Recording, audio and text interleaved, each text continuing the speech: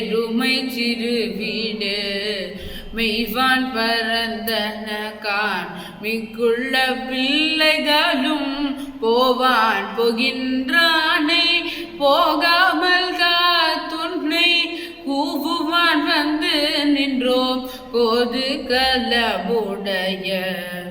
பாவா எழுந்திராய் பாடி வரை கொண்டு மாவாய் பிளந்தானை